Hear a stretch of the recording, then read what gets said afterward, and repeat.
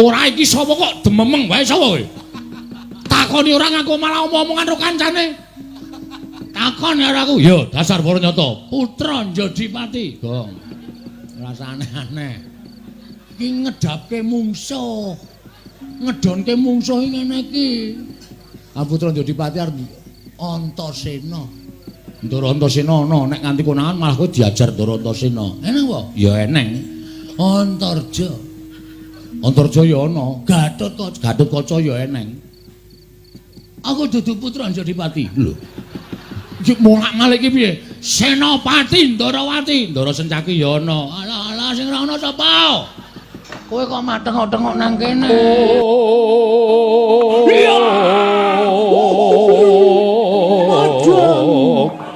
Madang Ramadhan semabut.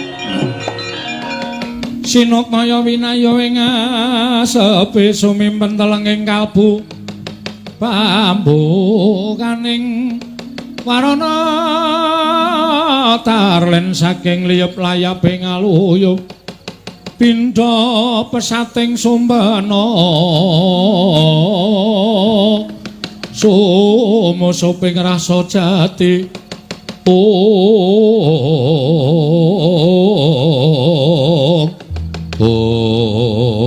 tan kawusa manjing lengking kang kadempel nalika semanten nata mandura Prabu Baladéwa Raden Arya Werkudara ngawi sangganing para putra Pandhawa pating bleber pating Caka Trita mbludakaning daratan.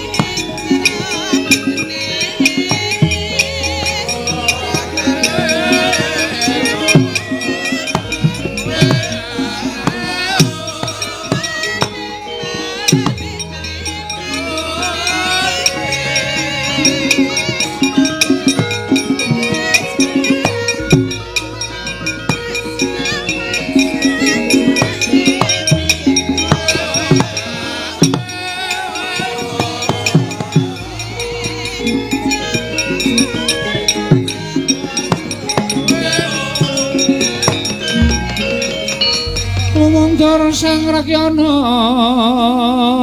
pateh undanging Prawadyabala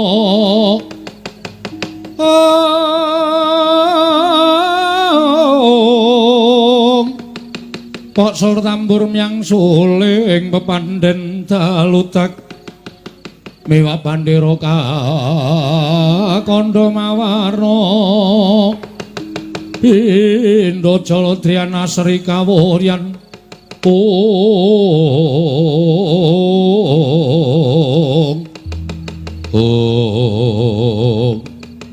Koko Prabu ingkang putra ing rayipun Setyaki kula Cemadung dawuh Koko Prabu ingkang putra pun Gatotkaca Cemadung dawuh Wanajan ingkang putra pun Antarja Cemadung dawuh Pakde ana dawuh apa Bapak eneng dawuh apa kok ngawe sangganing para putra-putra kabeh. Setyaki wonten timbalan ing dawuh. Gatotkaca wonten timbalan, Antarja wonten timbalan ing dawuh.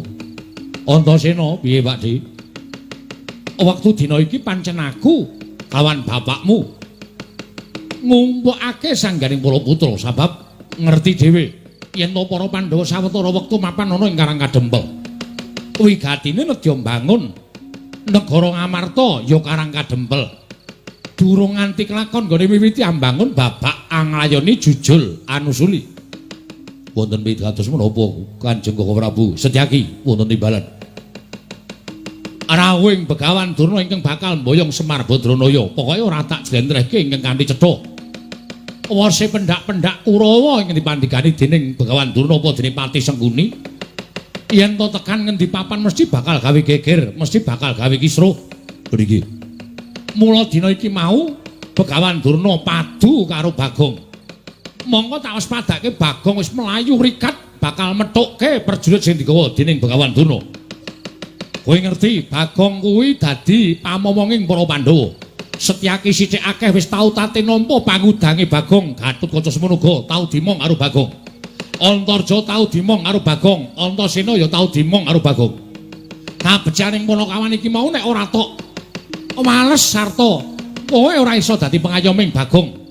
Ora ana gunane nggonmu duwe batur Bagong lan Panakawan liyane. Lajeng parempat kok Kanjeng Koko Prabu kados pundi? Durna laku jantaning Bagong yen ana apa-apa tandang ana yen pancen Begawan Durna gawa wadyabala. Mbok singkire saka Karang Kadempel aja gawe geger Karang Kadempel. Mriki ngestaken dawuh. Lajeng pangkatipun ingkang rayipun Setyaki Benjang menapa mriki po pangkatipun ingkang putra Pringgotaning Benjang menapa. Pangkatipun ingkang putra Jangkar Bumi Benjang menapa. Ora ketang sambung ngobor cara lintang mangkat dina iki. Mriki ngestaken dawuh. Aku mangkat dina iki ya Pakdi. Ya Antasena sing ati-ati aja kaya bocah cilik.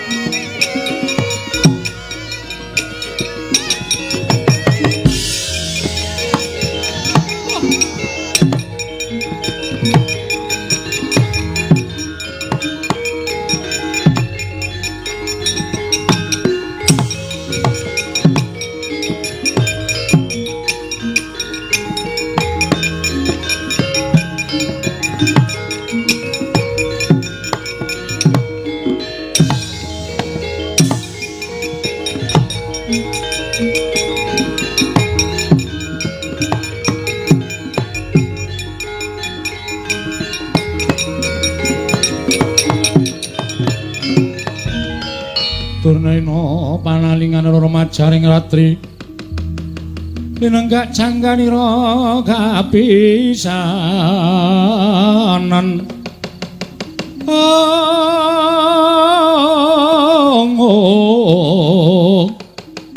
aneng perang Bratayuda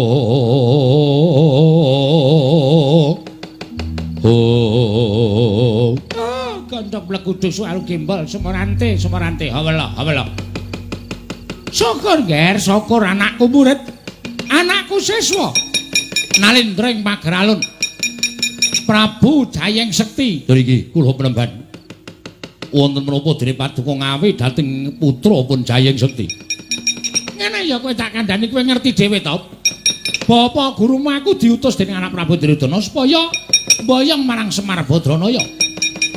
Mangka yen aku nganti nggawa para Sata Kurawa tan wurunga bakal gawe gegering para kawula. Mula aku tumuli nggawa kawan kowe siswaku Nalindring Pageralun. Supaya kinarya jejaka yen ana bobol boroting lelakon ana ingkang maraja saka sela-selaning garu. Lajeng parengipun nggonku mboyong nglawan Semar Badranaya iki mau gagar wigar tenantuk karya. Sebabipun menapa peneban? Oh, anake Semar sing jeneng Bagong kae pancen wong dugal kewarisan. Pancen wong sak kepenake dhewe. Wani nantang karo Begawan Durna, wani ngelok-elokke ala karo Begawan Durna. Nganti kewetu sumbarku marang Bagong, yen pancen Bagong iso ngalahke marang Begawan Durna, aku mundur sapadya balaku. Ning yen Bagong kalah karo Begawan Durna, aku mboyong Semar Badranaya. Wah, kemewat ingkang nami Bagong menika.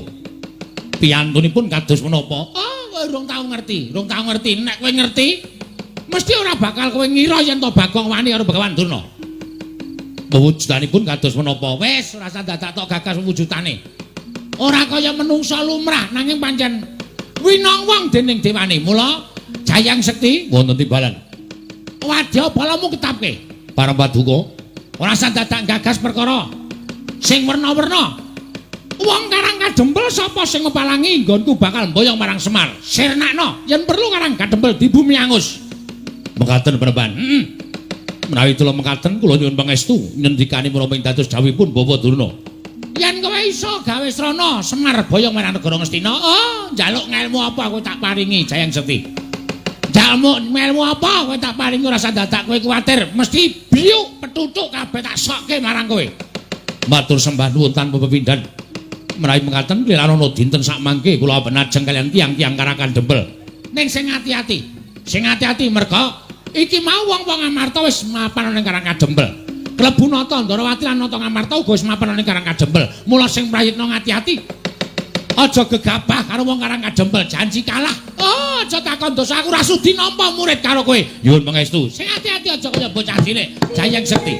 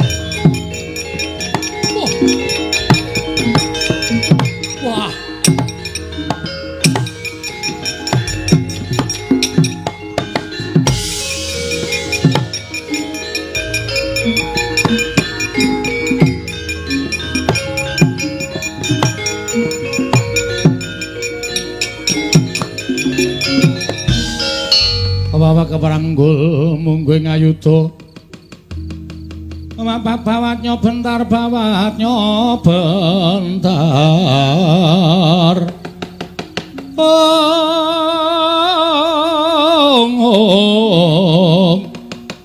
kebabaknya mungguing alogo walah kaget aku. Awan-awan tak kira ning demit jedul. Iki sapa iki? Matane kok gedene Raja Mak kaya nduk diceplok. Truk. Rene yo. Ngapa to? Jebul Durna ora nggawa Kurawa, Truk. Sajake iki murite Durna. Durna ya ora mung kok nggawa Kurawa, nek ora nggawa Kurawa mesti nggawa murite. Wah, lah kok iki kok awake keker kaya ngene. Ha terus? Piye iki sapa sing arep mungsuh iki? Lah kowe maju nomor 1 iki ngopo? Tak kira Kurawa. Kurawa wae ana sing tak incim. Sapa? Citraksi.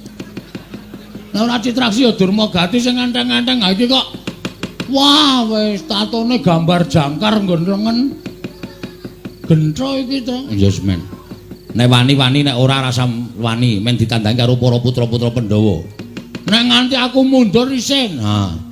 Wis men tak lakonane, Truk.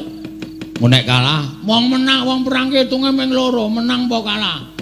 Menang kondang, kalah wis modar ya tak lakonane. Anakmu cilik-cilik lho, Gong. Kowe iki ora ngisru-ngisru pikiran to. Cilik ya men. Ana mbokne kok. Bapakne mati ra sik nyusoni mbokne. Lah iya ning apa ora mesake sing ragat sapa? Ha kowe iki padene ngopo? Nah aku mati kok kan tanggungan gula mentah anakku. Nek kowe mati aku tanggungan gula mentah anakmu. Ngono kuwi tegese gotong royong antarane anake Semar malah. Wis tenang ora usah pedhi, ora usah mikir tak lakonane. Urip ya mung doyak-oyak mendreng kowe kok. Mbok ya wis anggere esuk 2000, awan 2000. Borose ora jamak-jamak. Saking dene kowe kok go. Lah piteno nek wong ra duwe aku ciduk tak kredit kok. Men ciduke kok dikredit. Ora iki sapa kok dememeng wae sapa kowe? Takoni ora ngaku malah omong-omongan karo kancane. Takon ya aku, yo dasar Waranyata, putra Jodipati, Gong. Rasane aneh. Iki ngedapke mungsuh. Ngedonke mungsuh iki ngene iki.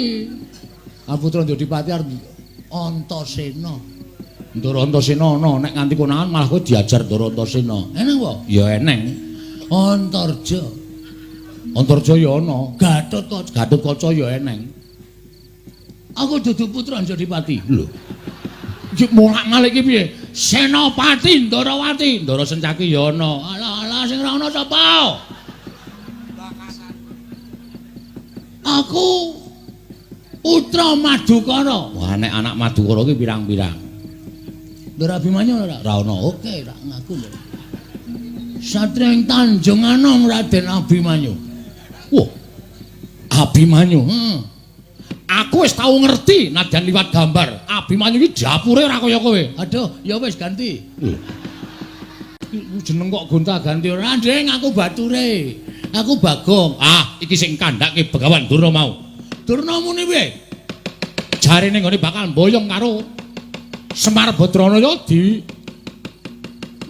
wangsuli karo anake Semar sing ragil jenenge Bagong. Wah, kowe to Bagong. Dasar Waranyata. Piye gleleng ora? Iki Bagong. Sing mburi sapa? Iki kakangku, Petruk. Kakangku meneh cilik jenenge Gareng. Telu kuwi ra iso disangga entek. Kowe sapa? Aku keseting Sang Prabu Jayeng Sekti saka ing Pagralun. Lho, Jayeng Sekti iki sapa meneh, Truk? Mbok. Mesti seswane Durna kuwi. Heeh, mestine.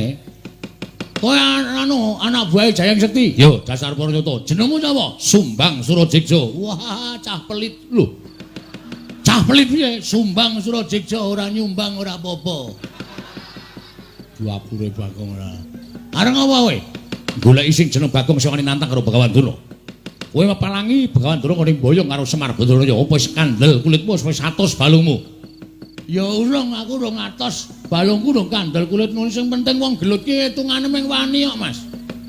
Aku wani, kowe wani, rampung ngono rasa dadak ngetes 100 balungku apa kulit-kulitku rasah kesuwen. Kowe wani, aku wani. Lho, kowe wani karo aku sing tak wedeni apamu? Minggir to, minggir to. Ya. Mun ndak kedupak aku. Oh iya. Wes aku wis pencak medeni lho. Wani, sing tak wedeni apamu? Ora minggat suarep aku. Kramasi epek-epek. Sik, aku esuk mau wis kramas. Lho, tegese kramasi epek-epek iki tak kramasi sirahmu, tak nggo gatheng sirahmu. Weh lah, penyakit ke Sumbang Surajigja. Ora ngerti kridane Bagong. Belum tahu apa kridane Bagong. Bagong ki sapa? Aku ki anak Semar. Semar ki sapa? Semar ki dewa Ngejawantah. Kae Sang Hyang Ismanta. Ismaya, Ismaya. Ismanta apa Ismaya? Ismaya. Ismanta itu tukang cukur ya, Truk? Heeh. Ismaya. Heeh, Ismaya kae kakangane Bathara Guru. Semar ki menehi aku Aji Jaya Kawijayan tinatah mendhat Jenderal Menter. Ning Semar weling karo Bagong. Kowe tak newehi kekuatan tak newehi Aji Jaya Kawijayan, Gong. Ning aja tok nggo sewiyah-wiyah. Nggonen nek dalam waktu kamu memang apa kuwi? Berhak menggunakan utawa kepepet. Ha iki masalahe bengi iki aku wis kepepet. Sum sapa? Jenengmu sapa? Sumbang Surajigja. Kon ngundang sapa nek ora Sum? Ya wis sakaremu. Aku kepepet. Kowe nantang karo Bagong sawangan iki epek-epekku iki. Lho, epek-epekku ngopo? Iki nek nganti engko malih abang. Tak tebake diadamu ora jemblong tekan geger, aja diundang Bagong.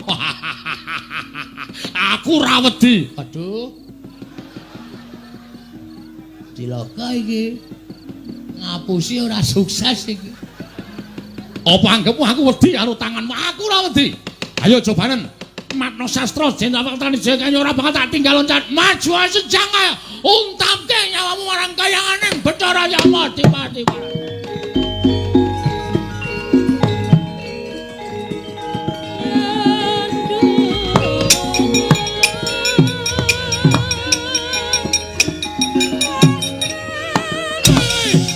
Biar kowe.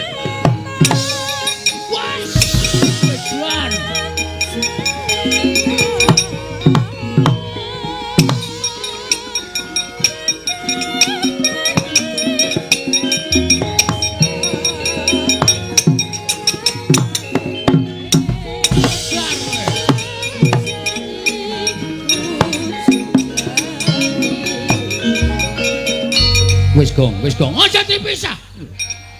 Ora usah sok gaya ta, kuwi sengit. Kowe iki wis diajar, kowe iki nendang sikile cupet kok nendang diantem bola-bali saka kono ndasmu suarane mak klothak ngono lho. Aku kuwatir nek kowe gagar otak. Ora aja dipisah, ora usah aleman. Iki ana nderek Sencaki. Sapa? Ndoro Sencaki. Ana apa wong? Ana. Piye Bagong? Menjoto ronggon. Menjoto ronggon ya niki pun mlentrong loro niki. Diantil karo anak buah Durna jenenge Sumbangsra Jiksa. Niki lho tak tandangane. Mbok ngono. Ora mung do wedangan wae. Kene nyambut gawe piyai-piyai do lenggan.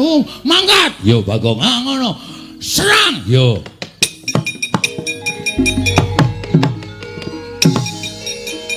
Yo.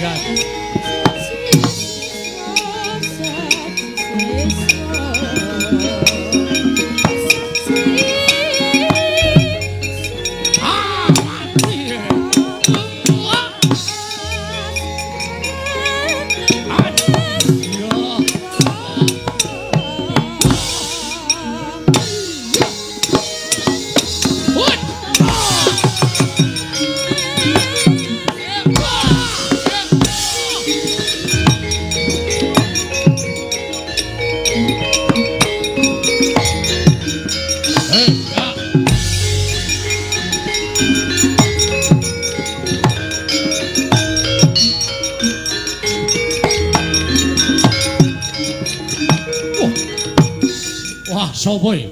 Irung kaya sosis. Petruk kantong bolong anake Semar. Wah! Ayo bapakmu boyong nang Ngastina. Ora bakal tak wenehake. Ah, jeblok ciacamu kowe. Iya. Wah. Mati kowe. Hot, hot. Iya.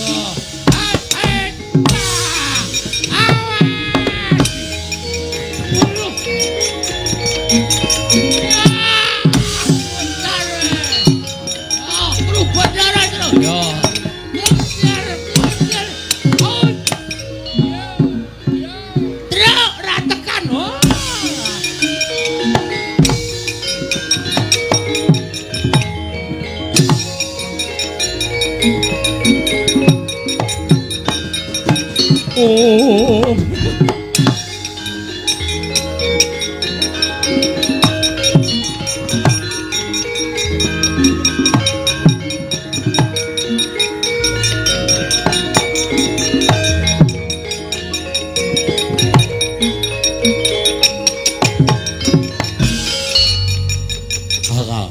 Kakak nama kaya kakak jaga nama sila tu. Kata apa kecil kakak mana dia? Itu non mungsuhmu ini. Dah pripun? Rede. Akadik begila sabar ini apa? Mumet. Iya lah. Agak ada banyak lah tu. Sagabak kecil sama dia. Kang, goleki kakangmu lho. Masa kakangku kan kowe. Ora iki anake Semar Buangan biyen. Rene lho. Agak begini. Agak kecil Pak. Ajar. Wah, radong. Agak dah. Agak jagale. Agak betul di sini. Agak kecil juga seleket. Kowe dong boleh. Ora. Aku iso ngomong meneng wae lho ngerti wangsuli rak beres. Ada. Agak aku le do. Agak do. Agak piye? Piye tra iki salusine piye iki? Langsung dipateni po? Aja. Kowe iso nggo dolanan asik ya. Pateni kok ade ra duwe dolanan. Piye karepmu? Apa kaya deh. Maksudnya, agak gede. Iso nulis ora? Nulis. Gede. Oh, akate iki iso, Gong. Akate iki iso. Iso nulis ora? Gede. Ah, iso ta. Iso kuwi artine iso. Gede. Tuh, nulis karepmu piye? Gede. Gede lede kecil masih. Oh, alah. Jenengmu sapa? Halo. Oh iya, aku Petro. Aku. Retukan keselaka kelupuk. Kerupuk dengkulmu melocot ya. Petro, ada. Akade aja akade ya. Akade. Aku ini akade. Tulis. Akade gini. Iya. Aku Bagong. Kelapa Bagong. Rada jelas ae, rada jelas. Sirmu aku wae sawala kata kawaya kata wis sebare tele bae. Puyer wae ora isih kuat aku isih kuat. Apa iki gedhe kemene tele kemene. Tulis aduh buku di mana. Oh, oke banget. Ngerti deh ini. Agak ada baik. Ada kebasih kita. Akan terjadi kita kita kebasih. Monggo ngono dadi dolanan. Saake ya kok. Wah, pesone apik iki, Truk. Aja dijukuk, kuwi nggone wong mati, kuwalat. Wong mati ki ra krasa apa-apa kok kuwi. Juga sok nggo mbleh wedhus. Ha iya. Baja putih. Jarike bathik to. Aja to, Gong, iki ora malingan ngono to. Ora apa-apa wong mati ki ora krasa kok. Copot jarike. Waduh klambine iki iso nggo jaket nek turu to. Ha iya wis. Wis lumayan entuk-entukan. Yen copot nggo cilikke.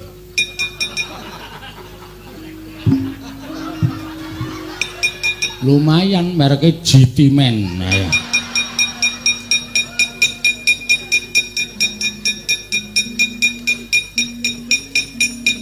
Wedan mlendis ora diturai apa-apa. Oh, jan bocah-bocahane do. Wah, ketroki banget tenan. Awitene aku mengentuk kuwi kok. Ki wangune ratune nggawa mbako. Apa? Kuwi mutah kuwi. Oh. Tak jukuke Mas Ro dilinteng gah. Kena disumet cepete ra jamak-jamak. Brongo cangkemmu mesti. Ayo sapa sing arep ganggu karo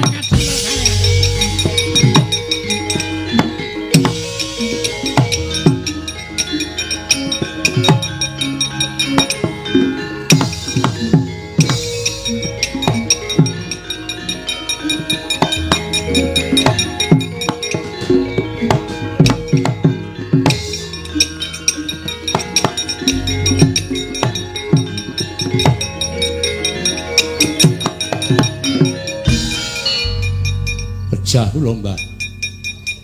Mengisa apa? Kula majeng pinanggih kaliyan anakipun Semar ingkang nami Bagong.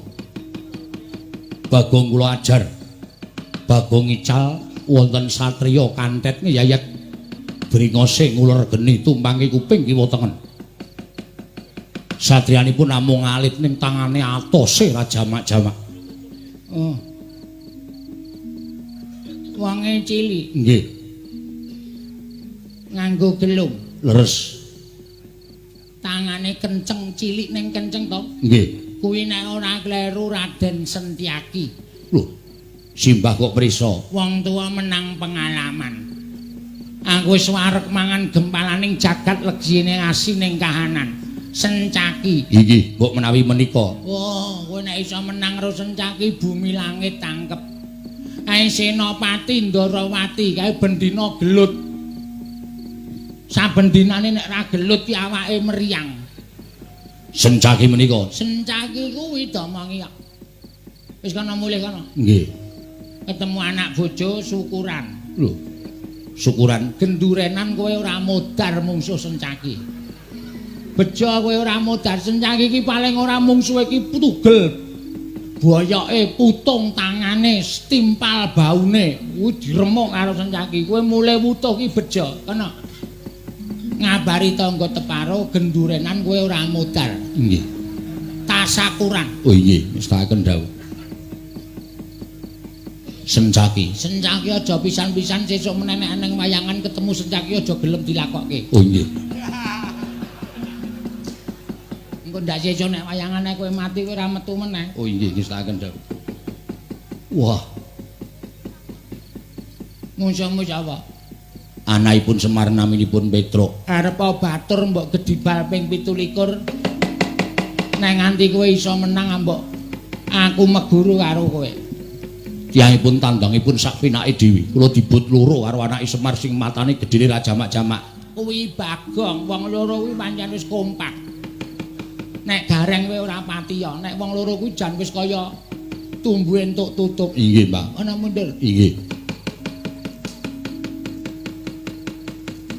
Aduh mati aku.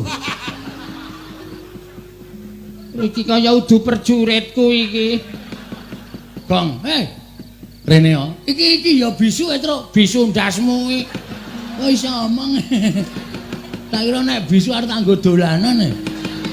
Nggo dolanan ora. Rumangsane. Sukini. Kula wonten dawuh, Mbah. Kowe arep ora anu jiwamu wedok ning kowe ya duwe jiwa lanang. Inje. Jane kowe iki ra ana gapite ning mergo disuwuni kon metu karo Pak Bupati. Nganti tak gawa mrene. Inje, Mbah.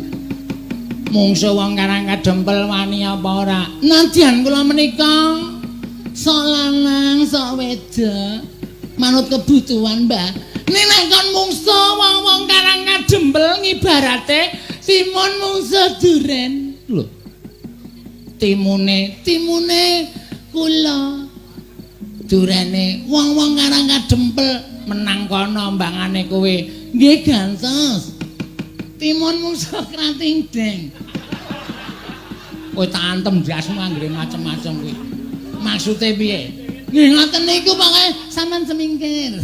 Sama semingkir wong Karang Kadempel mungsu kuwa.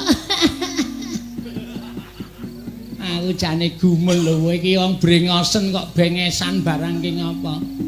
Make up, Mbah. Ampun benges, make up wong tuwa desa. Benges kok disebut. Wis maju kono. Iso nyirnake wong Karang Kadempel bumi langit. Tangkep kowe dadi mustikaning satriya.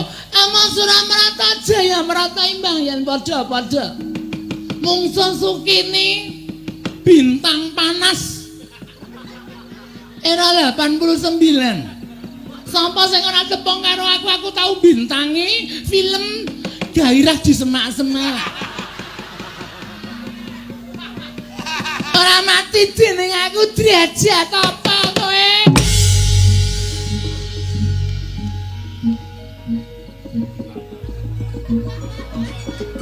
Miyaga do petuk. Jleng kuwi kethuke kedhuk ngono kok tuk. Kalau bayar pira kowe? Semangkean ora.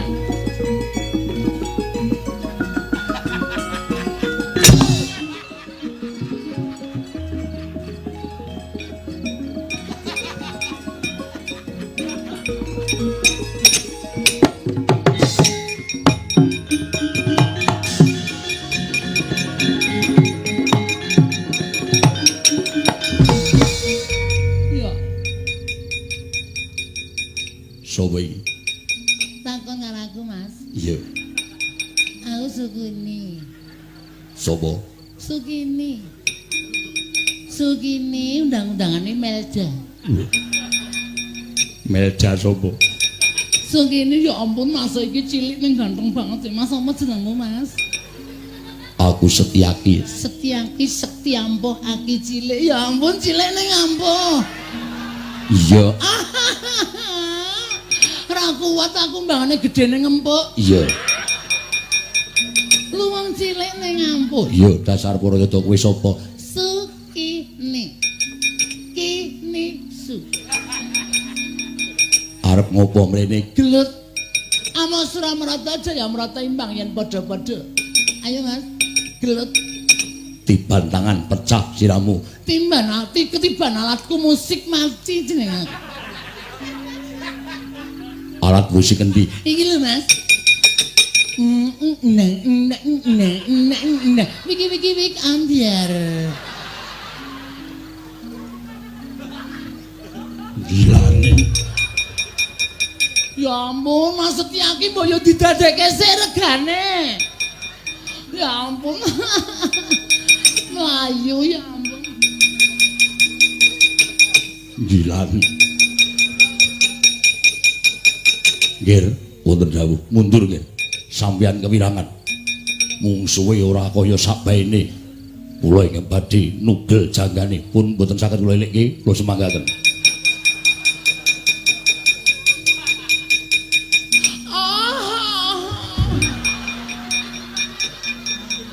Ya ampun ganteng banget ta iki.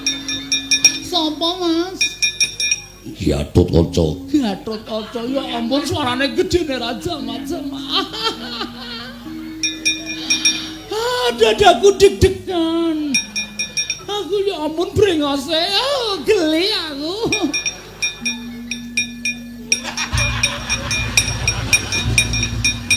Raden. Raden, jangan gitu dong. Padahal aku wis nafsu banget loh, Raden. Raden, ya ampun malah lunga.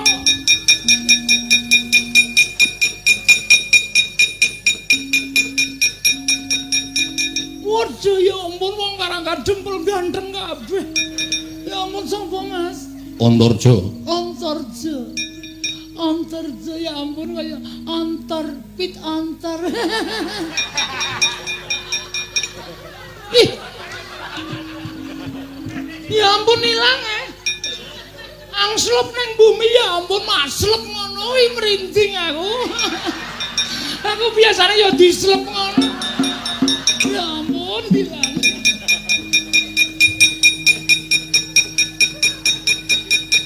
Sapa? Antasena. Kowe sapa? Sugini. Tak goleki musuh gelem. Gelem ya ampun gelem lho. Sing kuat ya. Ya.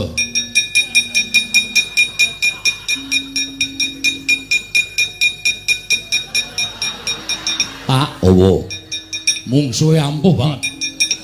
Paman Setyaki Kakang Garukaca Kakang Antarja melayu kabeh. Aku ya arep melayu. Wah, edan. Yen kewirangan wong tuwa.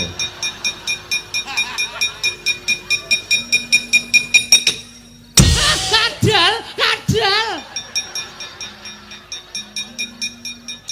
Kaget aku. Ya ampun deg-deg blas. Ya ampun. Ih. Gede banget ya. Oh, aku pasti terpuaskan. Sopo, Mas? Sopo? Iki sapa omong kok mencap-mencep. Wow, Antasena asu.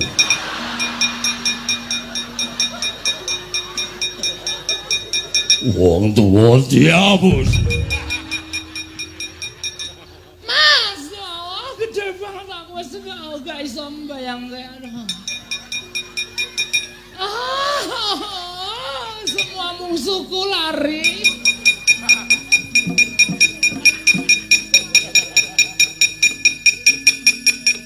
Piye, Pak?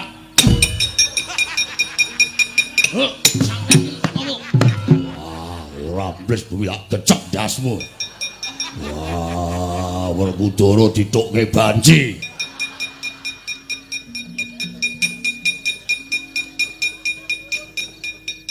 Cuk, Bayar durung kowe? bayar cengelmu. Lho wangi rene. Piye kok? Tono wae yo, wong ngreget-ngregeti ora. Aku nganti kaya ngono wae tak pethone. Aku wae. Lah iya. Aku arep methoke kok kowe muni aku wae iki mesti punya maksud kowe. Mana? Mbane ra entuk sasaran terus. Nekat tenan. Aja lu, Gong, ora ngelek-elek ora. Ih!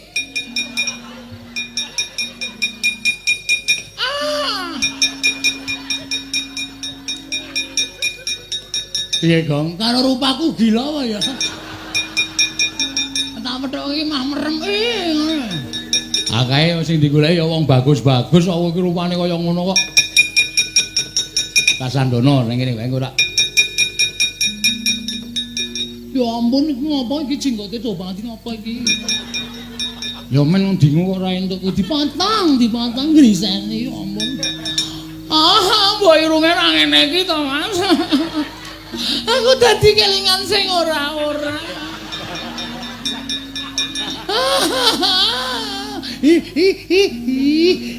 Gemes aku.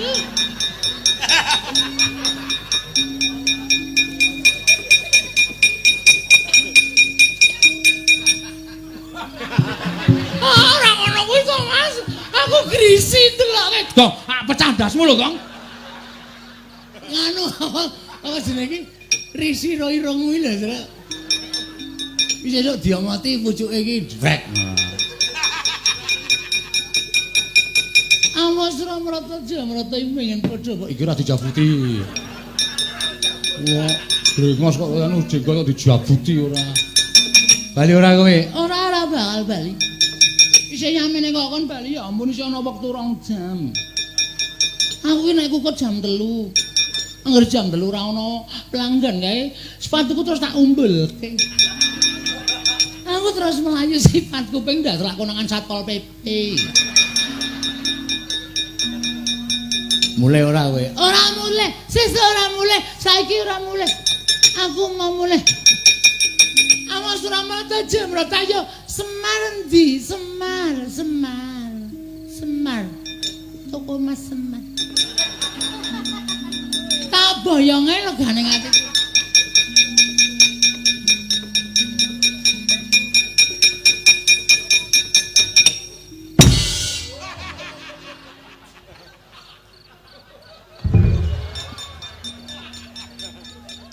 Ya ampun iki mati barang isin jengat e urunge.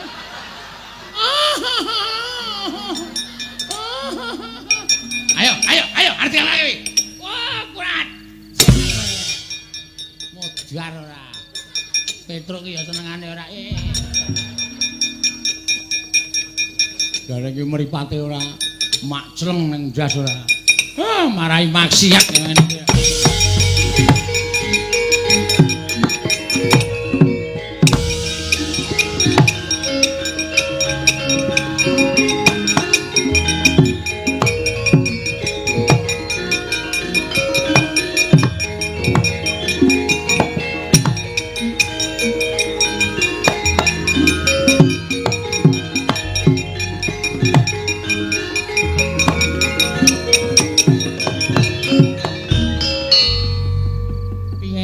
Sukini.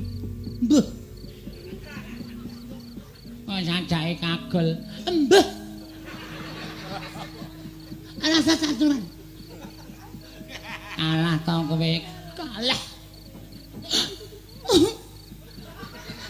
Ora tau lho, Mbah. Nyangane iki kula niku ora tau, Mbah. Sia-sia uripku, Mbah. Loro-loro ati kula men disepelek karo wong karek kejepit.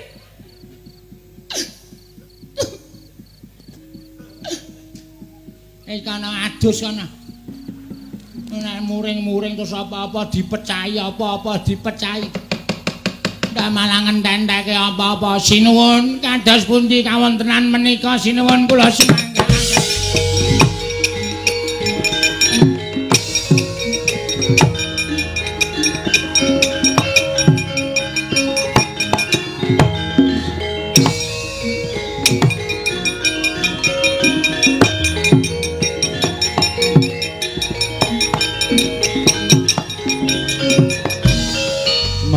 Anggro sesumbar lindho bumi kuncing kumaluduk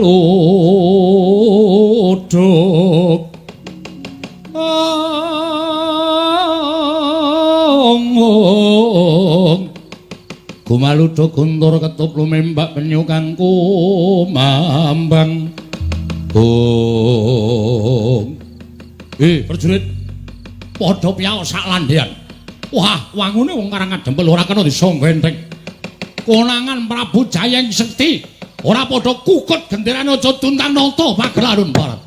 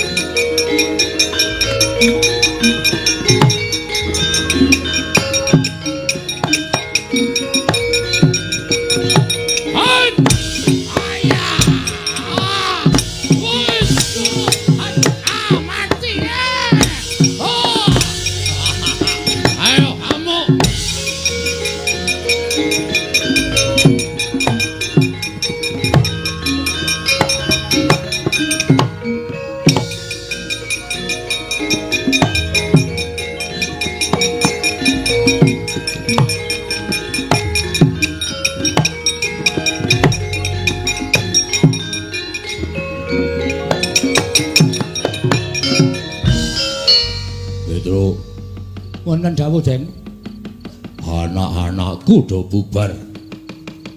Gatotkaca ndelik neng Mega Nurjambles Bumi Setyaki mlayu golek papan pendelikan.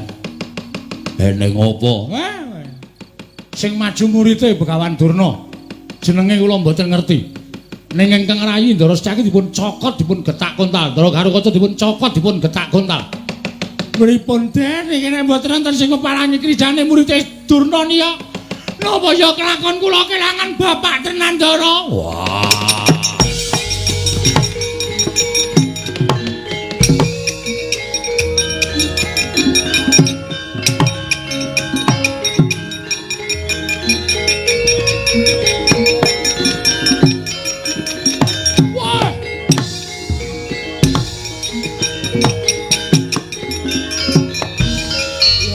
Wong gagah Werkudara. Sapa siswaning Begawan Durna? Prabu Jayeng Sekti. Ayo, meneke Semar apa ora? Ora bakal tak wenehake. Wah, lakon kene pancangka.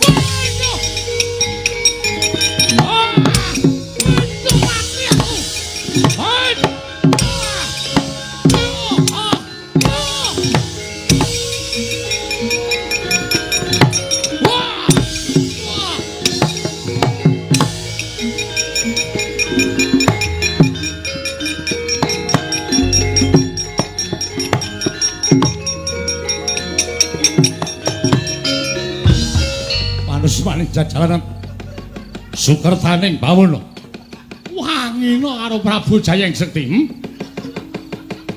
Ora minggat saka arep aku tiban panah Kyai Candra Wirayang. Ya Kyai stop kontak. Ora kakon mati dereng aku derajat apa.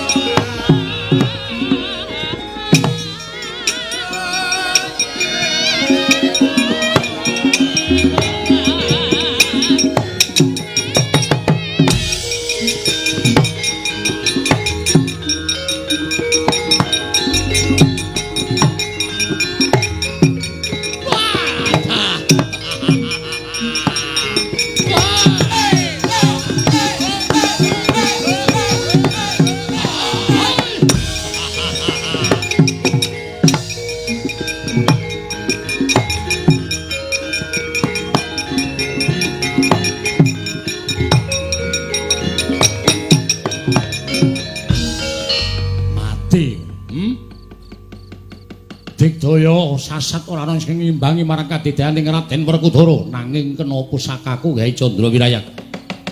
Ora nggletak apa dianggep aku ora iso ngalahke karo kowe? Ayo, ora bakal bisa nglawate prajurit lemboke pakun cara nganti uwal para Pandhawa.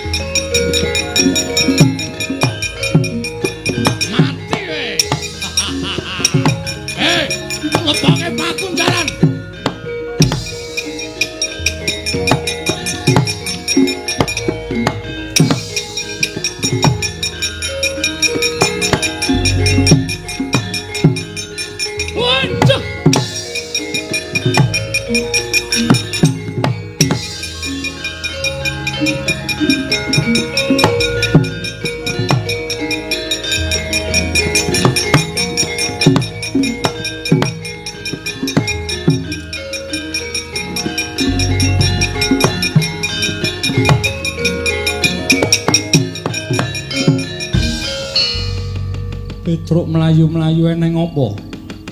Ngaturaken triwasan Ndara. Nek kula matur napa Ndara mboten kejot penggalipun mboten kaget. Kowe arep matur apa Petruk? Katon gugup.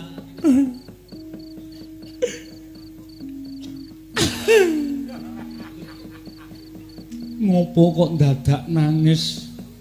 Mboten mentala kula ajeng matur. Nalika semanten para putra Pandhawa sami kenjang kaprajondang mergi mengsahipun muridipun Begawan Durna nami Prabu Jayeng Sekti. Dadi cokoti. Monggo ranggo lombok ya. Dadi cokoti do ndelik. Terus sing maju Ndara Werkudara. Kare Ndara Janaka maju. Mboten kena jebur. Siswane Durna niku ampun tenan, Den. Kula sawang saka katebian Ndara karo Werkudara Ndara Janaka dilepasi pusaka. Saniki mboten ngerti tembuti papan dunungipun tasih sugih napa sampun seda, Ndara.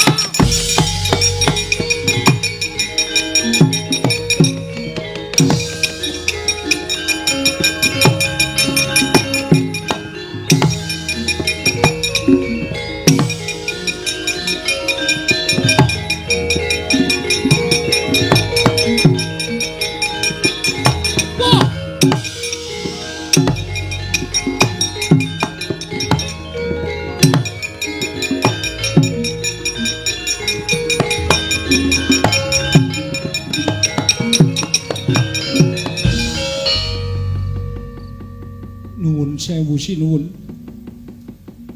Sepinten kalpatan kula diagung pangaksami. Menapa paduka ingkang namipun Prabu Jayeng Sekti? Ya, wis apa? Dipun tepangaken kula menika pambayuning Pandhawa, kula pun Darma Kusuma. Wah, dan. Nalindra Ngamarta Prabu Darma Kusuma. Inggih, mila mekaten. Sowan kula wonten ngersa maduka Gusti kula Prabu Jayeng Sekti namung badhe nyuwun dawuh. Wonten pundi kadang kula Werkudara menapa dene Arjuna menawi tasih gesang papanipun wonten pundi nanging menawi sampun pejah niating manah kula namung badhe bela pejahipun kadang kula kekalih sinuwun. Prabu Darma Kusuma. Dulurmu wis ora ana. Dulurmu wis tekaning pati dina samengko wis tak kunjara mesti ora bakal tak wenehi urip dulurmu Werkudara karo Janaka.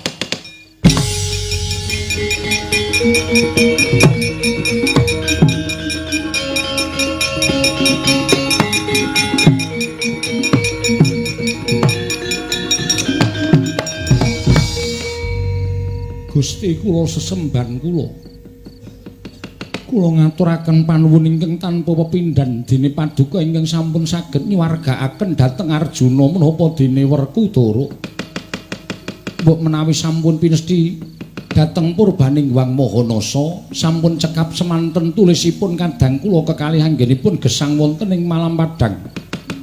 Malah sak mangke sampun ngantos kadang kula kewala ingkang dipun sampurnakaken mugi keparenging galih kula badhe nderek nyuwun tulung dhateng paduka sinuwun Prabu Jayeng Sekti keparenga amurba masesa dhateng gesang kula.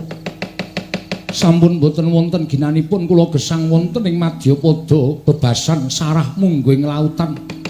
Wastra lungset ing sampiran menawi kadang kula kekalih sampun boten saged kinukup gesangipun sinuwun. Kula nyuwun dipun sampurnakaken. Wah, candhak pakunjaran papanmu Baladewa. Wah.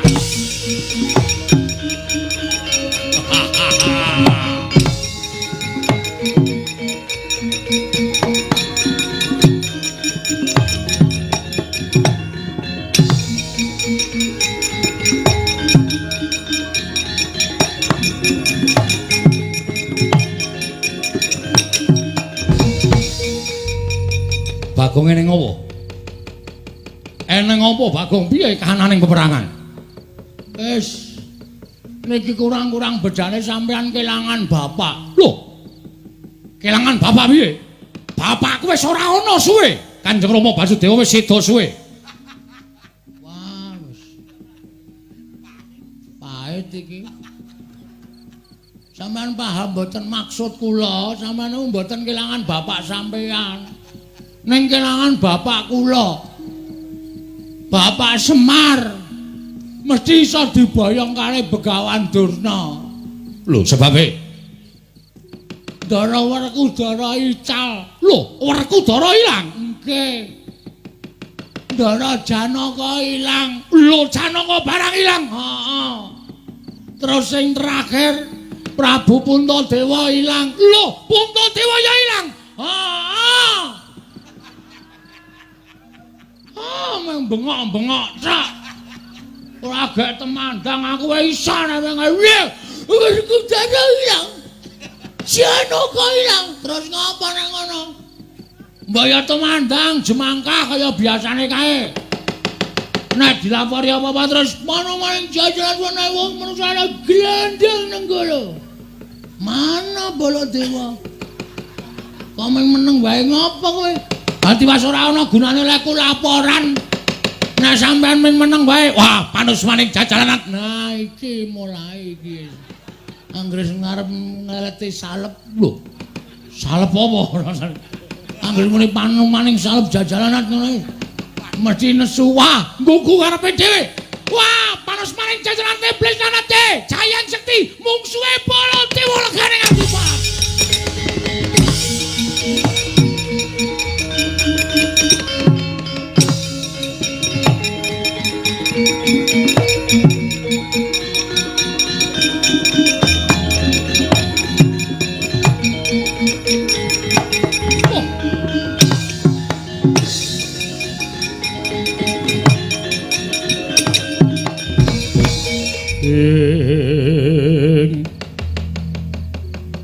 Samar pamoring sukma sukma sinukmaya winaya wing ngasepi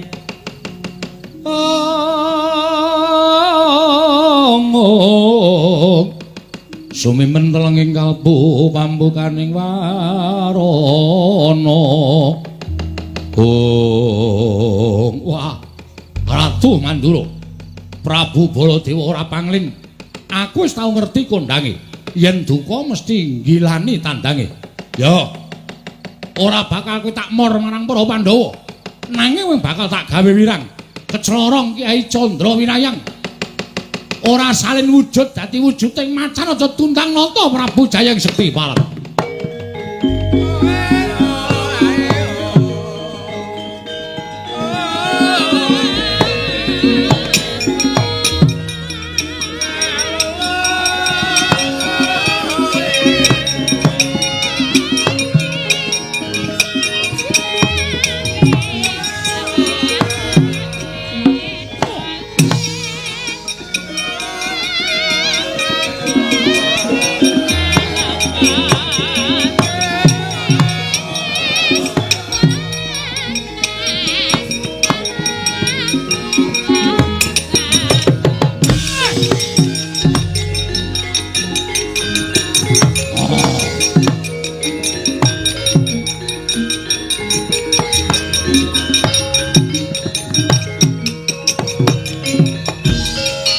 Yoli binatang panupaning jajaran durung bapak kulitmu durung putung bareng nglepaske pusaka kowe wong jireng getih wedi mati Jayang Sekti ayo tantangan nata Mandura Prabu Baladewa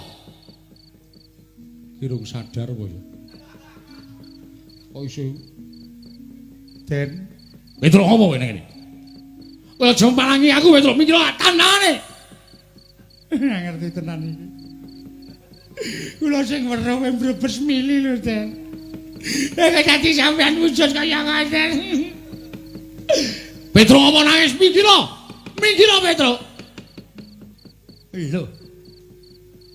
Lentuk nandi Petro kok entuk macan sirkus. Macan sirkus dengkulmu mlocot ora. Sampai iki. Bagong apa Bagong? Lho, kok iso ngomong? Iki nganu gatuk dikarciske dengkulmu ora. Ada macan bisa bicara ngono. Macan bisa bicara ora mundur kene rajong kowe isa wae.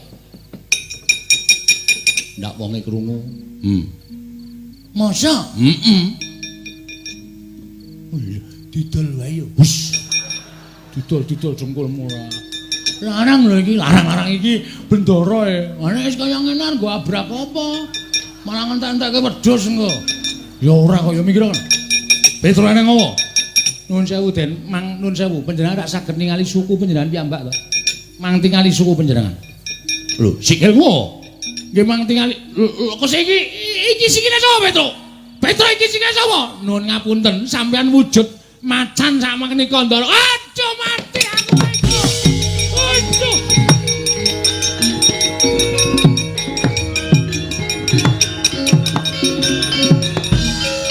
Aduh mati Petro.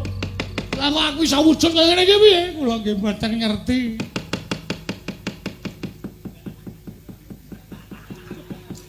Kula nggih ora ngerti. Aku tadi iso wujud kaya ngene iki piye Petro? Kula nggih mboten ngerti. Aduh, wah edan tenan. Masa macan nek ngentut muni ya, Tru? Ayo muni kok ya. Wah, anu buntute munggah dadi ketok kaya kentrang jenggono. omongane kok sekono. Pun matur bapak mawon. Bapakmu nanti aku njaluk tulung kok wujude kaya ngene piye? Nggih, monggo.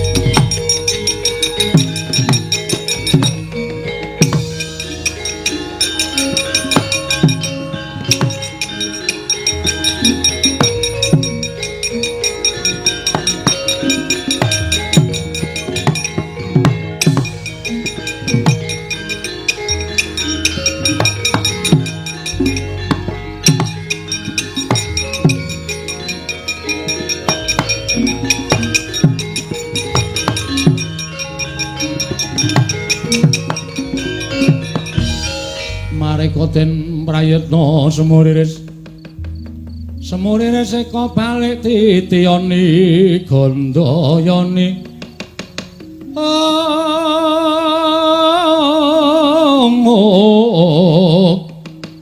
Trisanya purnama sasi gilaran ing tengah latar Petruk iki sapa? Mangdangu piyambak Pak ora mentala. Macan kowe iki sapa? Kakang Semar aku mati aku Kakang. Lah kok aku dadi wujud kaya ngene iki piye Semar? Lah kok suarane sinuwun Mandura? Lah nggih. Kenang apa iki mau? Majeng wonten ing pabaratan ing pusakanipun Prabu Jayeng Sekti. Wah, pusakane ampuh banget, Pak. Pandhawa kepikut Ndara Baladewa kena pusaka dadi wujud macan kaya ngeten Semar. Semar aku tulungono Kakang, Semar aku tulungono aja nganti wujud kaya ngene aku ndak ora iso bali nang negara Mandura Semar. Nggih. Pun pancen iki pinesti kudu kaya ngeten pacoban sing ditampa dening Pandhawa. Mboten pacoban sing enteng ning pacoban sing awrat. Ning ewa semanten kudu dilakoni. Aja nganti disingkiri, aja nganti gresula. Nek gresula kalih nyingkiri niku padha karo ora percaya marang panguwasaning Gusti. Yo, Semar. Aku piye apa aku iso bali kaya wingi uni? Saged. Wong sing nyipta utawa sing gawe sampeyan wujud kaya ngeten iku dudu wujuding utawa dudu Gusti. Ning menungsa lumrah. Mula nadyan wujud kaya ngapa? Sampeyan iso disranani, iso disarati. Sarate-sarane piye? Ndara kula Pandhawa ical, Ndara Puntadewa, Ndara Werkudara, Ndara Janaka. Ya. Mang goleki. Mang bundeli emek omongane Semar. Nek sampeyan iso ngetemu karo Ndara Puntadewa, Werkudara, Janaka sing dipikut mungsuh niku sampeyan iso bali kaya wingi-uni. Nek sampeyan ora iso nemokke, nuwun sewu ya sak lawase kaya ngeten niku. Aduh, mati aku Petro piye Petro? Angge digoleki mboten usah bingung. Sampeyan bingung malah mangke ora ketemu malah dadi macan selawase. Ora coba Mandura kumplang. Iya, nggih pun di nganu lakoni mawon. Nggih Ndara dilakoni mawon. Sampeyan mang goleki paku njarane Ndara-ndara kula Pandhawa. Kula kanteni anak kula Gareng, Bagong kalih Petruk. Petruk kowe ngentutno macan. Waduh. Ae sing ora mlebu warung ya, Tru. Heeh. Macan mlebu warung ya bubar ora karu-karuan. Nah aku malah cocok wong bakule barang mlayu dadi gratis. Wah kuwi ngeyel nek wis niatmu pancen ndoglas kok Gong. Ayo semen. Ndoglas iki bahasane biyen lho ya. Ora apa-apa waton doradong kowe ora masalah. Ayo. Pun ngoten mawon, yen ngono aku njaluk pamit nggih sing ati-ati. Lah kowe piye Semar? Pun kula urusane awak kula dhewe. Kula wis tuwa ora usah dikuwatirke upama kula niku mati ya wis sak trepe wong nyatane kula wis tuwa. Ya aja mati, Pak. Wis to. Rasa kuwatir karo bapakmu. Pak ampun pejah lho, Pak ampun sedo lho. Nala garing rasa kuwatir. Ya nek mati omong tangga teparo, Pak, kok nancepke men urip meneh. Nancepke apa? Stop kontak. Lho padhae Semar iki suka ces-cesan lho piye. Kok nancepke ora. Pun rika mangkat. Yo, Semar aku njaluk pamit nggih, sing ati-ati ampun kados lari alit to.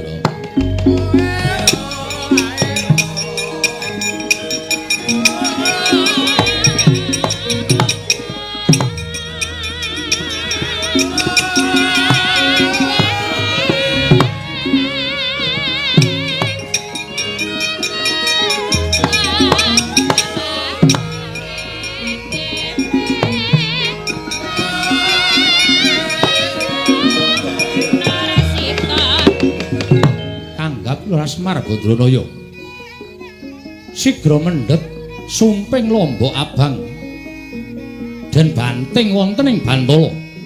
Eling-eling Lara Semar diwonge Jawantah sak ciptane dadi sak sedyane ana. Dupi sumping lombok abang binanting wonten ing Bantala. Ana wujud Semar sami kaliyan Semar ingkang saestu dhateng Genggang Sarikma.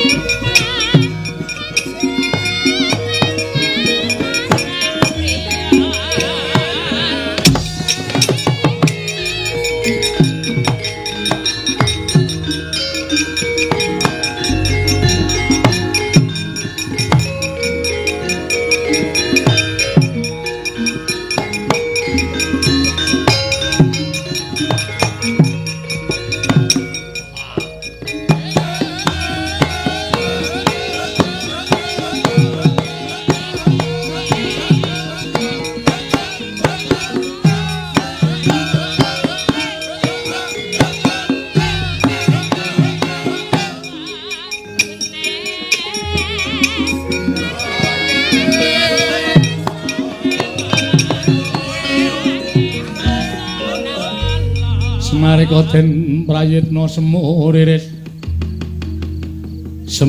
eka balik titiyane kandayane ing apa sing nganggo dada padhake kupingku ora krungu. Semar kowe sing gawe aku pancen nak nggo srana ngapusi ratu siswaning Durna kae mau. Mula ora sawedi kang nek ratu kae mau tekan kene kowe arep dikapak-kapake arep diapak-apake kowe manuta. Kowe arep diboyong nendi kowe manuta. Aja pati-pati kowe bali wujud lomba abang nek durung tekan papan sing disedya dening ratu mau. Wis ngono wae tak tinggal neng kene aku tak munggah neng kayangan Semar.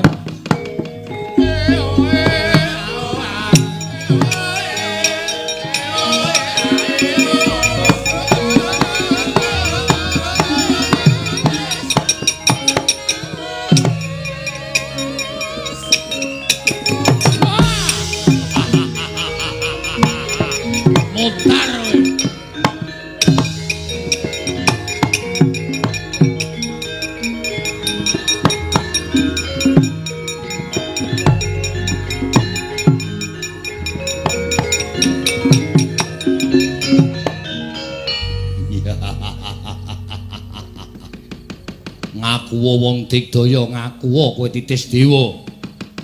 Ning kowe ora bakal menang karo Prabu Jayeng Sekti. Bendaramu kabeh wis tak pikut. Ora-orane bakal tak gawe macak mesti bakal tak pateni. Mung kari kowe. Tak aturke Bapa Penemban Durna. Aku iso mikut Semar Badranaya. Wah, lah bakal entuk ngelmu sing tak karepake saka Penemban Durna. Mbuh, kowe arep dadi apa kuwi dudu perkaraning Prabu Jayeng Sekti Semar Badranaya.